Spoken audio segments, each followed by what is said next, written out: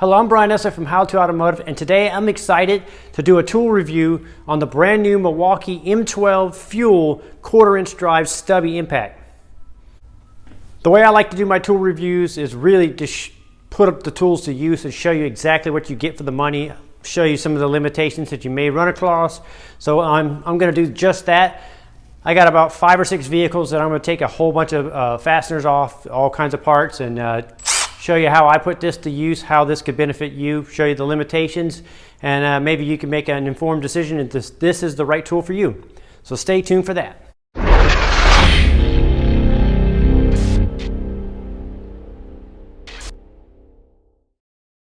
So the new stubby was sent to me by Milwaukee Tools to do a review on. I'm going to put it through its paces so you guys can make your own decision if this is the right tool for you. Milwaukee sent me the bare tool, which is part number 2552. If you want the kit, it's 2552/22. So the tool has 4 drive control modes. Mode 1, 1300 RPMs. Mode 2, 1900 RPMs. Mode 3, 3200 RPMs.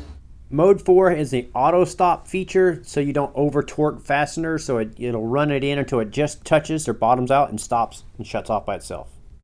With the battery on, from the bottom of the battery to the top of the tool, it's about 8 inches or just shy of 8 inches is 7.8.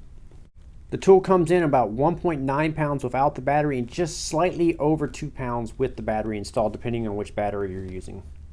The stubby impact has 100 foot-pounds of reverse torque and 85 foot-pounds of tightening torque, which is pretty impressive considering the size and makes it a usable tool. So I wanted to do a little comparison. I got it beside the M12 hex head, that's the newest model that just came out, and with the adapter to adapt it to a 1/4 inch, you can see how much longer it is. So not having to put that adapter on the tool allows you to get into more tight spaces, and you can see that the tool is a little bit shorter than the hex drive here, or the impact driver here. For me, it makes more sense to use the hex head impact driver in interior work, dash work, that type of stuff, and use the new stubby impact wrench under the hood. So that's exactly what I'm going to do. I'm going to show you how I put it to use under the hood, taking all kinds of fasteners, such as this top engine cover here on this Acura. It made quick work of removing these 10mm fasteners. Having that 100 foot-pounds of breakaway torque allows it to be a very functional tool under the hood. It's not just a little cover remover. You can actually use this on engine teardown. I was impressed with the torque, and with the 3200 RPMs that it spins, it really makes quick work of taking these type of fasteners off. There wasn't very much torque on these fasteners, but I wanted to put it to the test, so I took off a throttle body here. It has the 12mm bolts on it and nuts on it, and it removed the 12mm nuts and bolts off the throttle body here with no problem. So I'm extending my hand fully outwards. My arm is pretty much straight, and the light weight of the tool makes it easy to get in there and get to those fasteners, and my arms and shoulders and hands weren't tired. And then I put it to the test on an intake manifold here, removing the upper plenum here, removing those 12mm bolts, and I did come across a couple that it struggled on. It took out some of them, but some of them it struggled on. To get to those type of fasteners, the 3/8 stubby impact was more suitable tool for that. I have a review on this tool too. I'll link it up in the description. So when you're doing engine teardown, a lot of the fasteners are these little 10mm, and it's nice to have this small tool to make quick work of these type of fasteners that have that light weight, and just nice to have that small tool to work with. Right here, I'm using it to remove the valve cover on a Honda here, and a couple of the bolts, it ripped them right out, and then some of them it struggled, like this one here. They are rubber mounted and kind of long, so I had to crack it free with a ratchet first, and then use the tool to finish taking it out. But most of them it took out with no problem. But I did run across a few that I had to crack free with a hand ratchet first, and then go back over it with the tool. But if you look, I'm right up against the radiator there, and I was able to get to all those fasteners with the stubby impact. There's no way I would have got a 3/8 impact gun in there. I would have either had to use this little stubby impact or a ratchet. Here I'm using it tucked up under the firewall here to get to these fasteners, and that small size came in real handy, getting back there and getting those fasteners out. So I used it on all kinds of engines. Here I'm using it on a Volkswagen, taking out the Allen heads here.